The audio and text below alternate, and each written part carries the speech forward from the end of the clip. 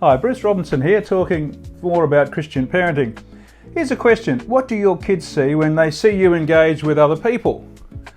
Having a lot of fun maybe, telling a lot of stories, but do they see compassion? It's rare for people to feel compassion from others. Do you get compassion from anyone? And one way that your child will notice whether Christianity makes a difference in your life is if you are that rare person who shows compassion, embodying that Jesus-like way of engaging with people that you meet. It's kind of cool and it's lovely to see Christians helping the poor, the down and out.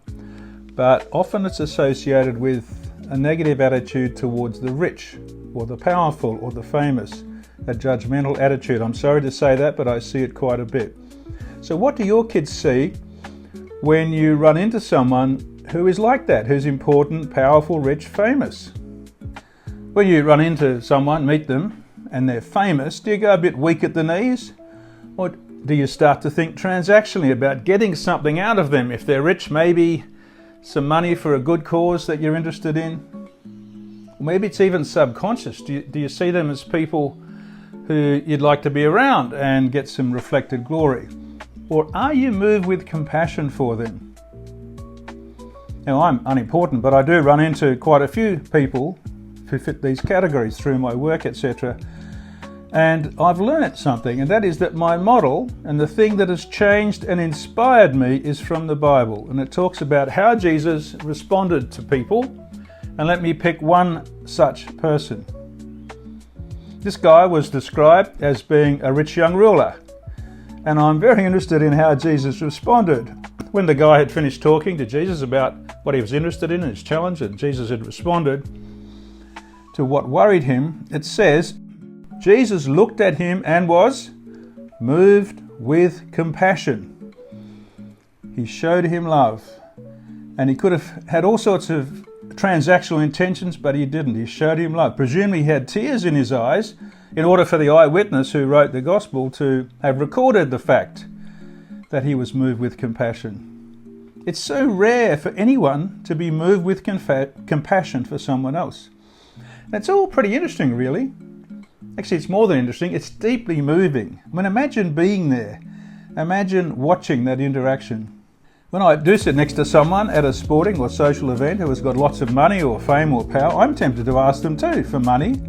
Not for myself, but for worthy causes, which kind of makes me feel justified in thinking about a transactional discussion. And then people might say, oh, well done. Did you ask so-and-so for some money for a donation? If they're powerful, I might think, hey, wouldn't it be great if they could get me in to see someone? Again, maybe not for my sake, but for a worthy cause. They could speak up in support of our cause. It all seems quite reasonable. Or maybe they're famous. It's kind of tempting for some people to want to mix with famous people and be seen with them and get some sort of bragging rights, or some reflected glory.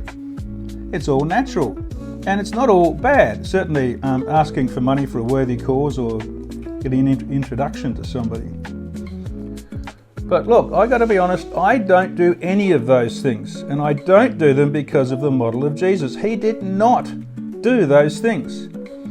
So, back to the rich young ruler. When this rich and powerful man, rich ruler, rich and powerful, came to him, Jesus was focused on him as a person. A worried, feeling human being, and Jesus was moved with compassion for him. And I repeat, this is the model of Jesus with the rich young ruler, with the blind, with the lepers, with the crowds, being moved with compassion. Now, since I've learnt this, when I'm on my way to any event where such people will be present, and that's quite common, I now sit in my Uber or my car or whatever, and I pray for what I call Jesus moments. Jesus moments with people, moments when I will be able to be moved with compassion for them such that they will feel loved and genuinely cared about and feel that compassion. Now look, I'm an unimportant person, but let me share my approach to talking to people who are famous, powerful or rich, based on my Christian faith. What do I do when I sit with them, for example, at a sporting event? Typically, when I start talking to such a person, they will talk about the usual topic, something about their wealth, their fame, or their power. And I express gratitude for their, for example, commitment to the public by serving in politics, and I wish them well.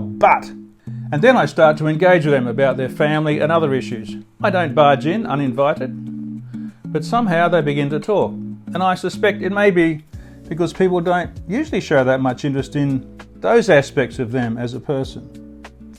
It's not always, of course, about family, but here's a great tip. One of the best open questions to ask is, what are you most enjoying now about your role as Prime Minister, champion sports person, busy corporate leader, etc.? What are you most enjoying now? And, if appropriate and not too intrusive, it leads on to a second question, which is, what do you find hardest about that role?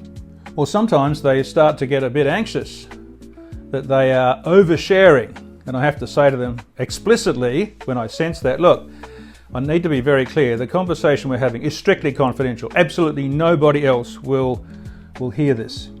Then they relax, and by the end of the day, I've often got their personal mobile number, cell phone number, and a coffee date to chat further. And let me be clear, I'm not naturally like that. I'm not naturally good at it. It's all based on the model and the spirit of Jesus in my heart, to feel compassion for people, to gaze at someone and be moved with compassion. It's not me, I'm not naturally like that. And let me emphasize this point that I've learnt. Those sorts of people normally don't get such warmth and compassion. It's lonely at the top. That's a well-known phrase. I didn't make it up. It's lonely at the top. How sad is that, being so lonely? And most people want something from them. So if you do meet someone like that and are moved with compassion and aren't asking or looking for anything from them, it'll become pretty obvious to them, and it's pretty unusual for them, and you'll be giving them a gift. Jesus gave that rich young ruler such a gift. And, probably no one, or hardly anyone, ever showed him such compassion, such tears. And sometimes I imagine if a month or so after this, the rich young ruler was sitting having dinner with people, and maybe just someone would say, hey, does anyone ever really care about you? I mean, you're rich and you're powerful. Does anyone ever care about you as a person and isn't after a share of your wealth or power? They might ask that. It's lonely at the top, always has been, so it may be that someone would ask about it.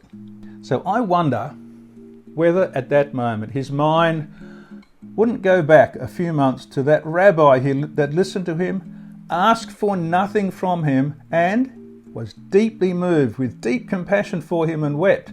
I wonder. It's so rare, I wonder whether that happened. So how do people reflect on their interactions with you? Do they sense that you are moved with compassion for them, that you genuinely care for them? Or do they sense that it's all just a bit of fun and entertainment? Or it's somehow transactional? Or do you want something from them? Or you want to tell them things? What do your kids see in those interactions? Do they see Jesus-like compassion? It's rare. And it's a beautiful thing for kids to see this from their parents.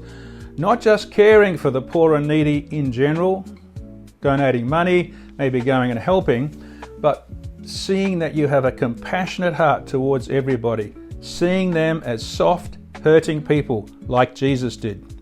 Showing beautifully that Christianity has softened your heart to others as it did mine. And like the other suggestions on this channel, it makes Christianity attractive to your kids, not put them off. But don't just do it to impress the kids, you do it because Jesus has softened your heart. But it's an answer to the question, what is it in your life that shows your kids that Christianity has made a difference and made you authentically transformed and compassionate, and they will notice.